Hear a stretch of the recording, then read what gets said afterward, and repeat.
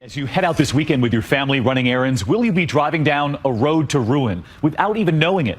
First up here on 2020, you're about to see the change to something on the highway you never knew about. It's supposed to help save you, but some say that change killed their loved ones.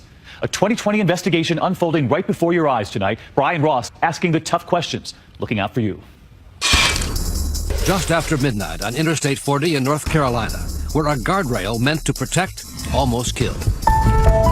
We need to get somebody out of here quick, though. Okay. All right, sir, I'm trying to locate you. The motorist hit the guardrail head-on after nodding off and was trapped in his car, bleeding out. We're trying to get some help. The long steel rail, seen in this photo from behind the driver and passenger seats, sliced through the SUV like a thick, sharp spear and then cut off his legs. I lost my leg and a leg. Are you saying you've lost both your legs, sir? Yeah. 36-year-old Jay Traylor did survive, able to save his life with a makeshift tourniquet, but not his legs. In the wreck, this one was gone. Then I had to make the choice to lose that one, too.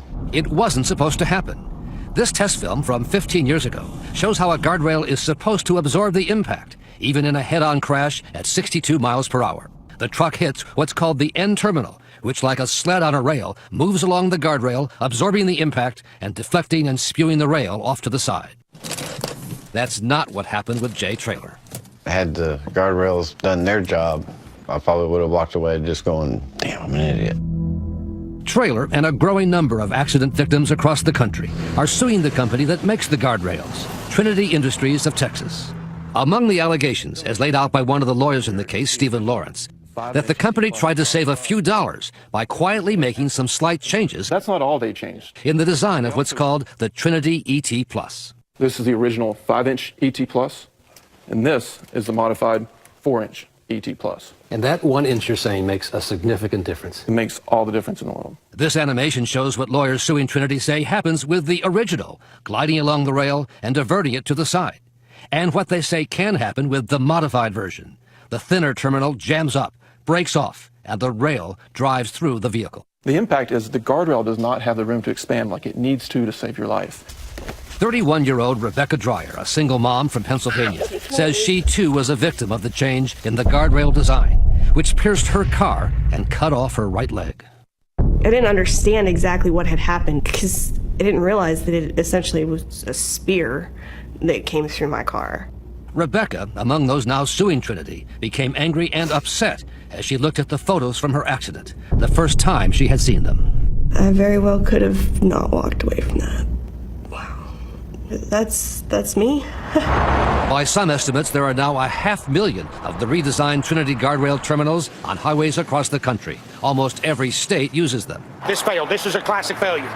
But Trinity never told the Federal Highway Administration about the changes until this man came along, Josh Harmon, the owner of a small, competing guardrail company, who became entangled in a patent lawsuit with Trinity and had access to internal documents. You looked at the highway specs submitted to the federal government? Yes, sir. Were they in there? No, sir. No, none of this was disclosed. Absolutely none of this. Trinity officials call Harmon a liar and an opportunist, out to make a buck by stirring up frivolous lawsuits.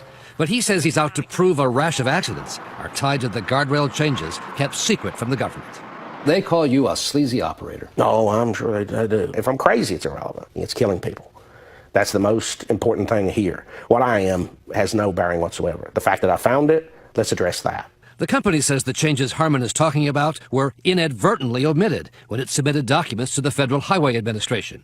But an internal company email obtained by ABC News shows Trinity engineers actually discussed keeping the change secret. Quote, "I'm feeling that we could make this change with no announcement," unquote. So even that 1 inch change should have been reported to the Federal Highway Administration? Absolutely.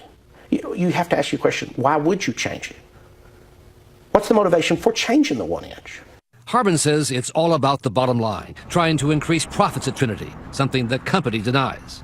But according to the same internal Trinity email, the engineers calculated that shaving off an inch would save about $2 for each end terminal. That's $50,000 a year and $250,000 in 5 years by using the 4-inch channel, the memo reads. That's one of the motivations. The other motivation is reusability. And these changes, no question, ruin the terminal where it's not reusable. And So that means millions to them. If you have an accident, the highway department has to buy a new one. You have to buy a new one. Trinity has turned over 2 sets of safety crash tests to defend itself with federal highway officials and prove its modified version performs just as well as the original. And despite the growing evidence of gruesome accidents, federal officials accepted Trinity's defense, saying its new version meets federal safety standards. Mr. Artemovich, Brian Ross from ABC News. The official who made that decision is Nick Artemovich, who declined to talk with us until we showed up at an industry conference earlier this week. Why did you make that decision? Based on the evidence that was presented to us. And you think they're safe now on the highways? As I said, please talk to Office of Public Affairs. You can't answer that question? No, sir. Whether they're safe? Safety is a relative matter.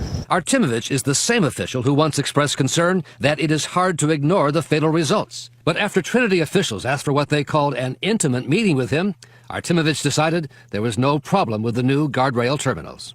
We did meet with Trinity. Right. And you feel they're safe? They have met the crash testing as required. And what about the fatal accidents that you've been talking about? I didn't really ask you to... Can you explain those? Public Affairs. So the modified guardrails remained and remain on the road, including on this highway in Missouri, where Brad Ablin, a father of 4, ran into one earlier this year. It was a known defect. It was a defect that Trinity Industries had known long before this accident in January of 2014. And when it locked up, it speared, punctured the driver's side door, and killed Brad Ablin. The fact is, on a high-speed highway, any guardrail or stationary object presents a potential hazard. Trinity says the aftermath pictures of the fatal and serious accidents don't prove anything, that each accident has its own unique circumstances, and that their product has a proven record of safety.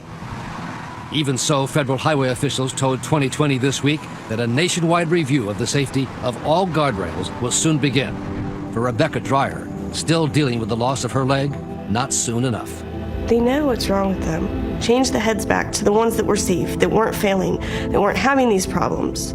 Because how many more people do you want to lose limbs and go through all of this? So what do you make of that hidden change on the highway? And is there something on the roads you want investigated? Tweet me, and you can tweet Brian. We're live on Twitter. Use the hashtag ABC2020.